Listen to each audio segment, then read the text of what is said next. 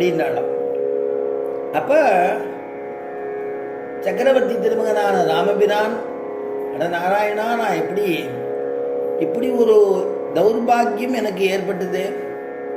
ஒரு தகப்பன் தன்னுடையதான பிள்ளையின் இடத்துல சொல்றணும்னு நினைக்கிறார், ஆனா பயப்படுறார். அப்படின்னா அப்படிப்பட்ட பிள்ளையா நான் இருந்துட்டேனே. அம்மா, நீங்க உங்களுக்கு தெரியுமே அப்பா என்ன திருவுள்ளம், நீங்க சொல்லுங்கோளேன்னு கேட்கிறாராம் சக்கரவர்த்தி திருமகன். உடனே கைகேயி தசரதனை பக்கத்துல வச்சுட்டே தான் சொல்ல ஆரம்பிக்கிறார். ஆடி ஆடி சூழ் உலகமெல்லாம் பரதனேயாள நீ போய், தாழிரும் சடைகள் தாங்கி தாங்கரும் தவம் மேற்கொண்டு. ஆழிசூழ் உலகமெல்லாம் பரதனே ஆள.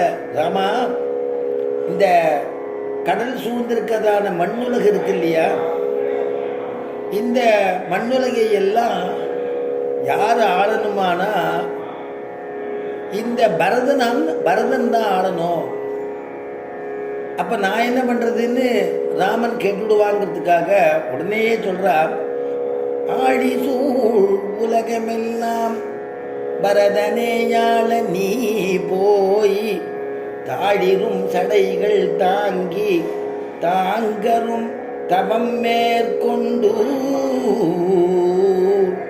பூழி வெங்கானம் நன்னி புண்ணிய புனல்களாடி, ஏடிரண்டாண்டில் வாயென்று இயம்பினன் அரசன் என்றான். பூழி வெங்கானம் நன்னி, ராமா, நீ வனவாசத்துக்கு போனோம்.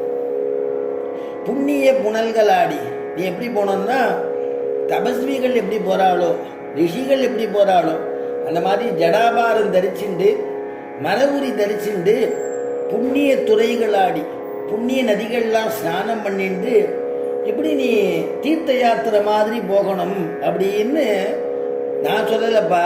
இயம்பினன் அரசர் என்றார். அரசனுடைய திருவுள்ள அப்படின்ன உடனே ராம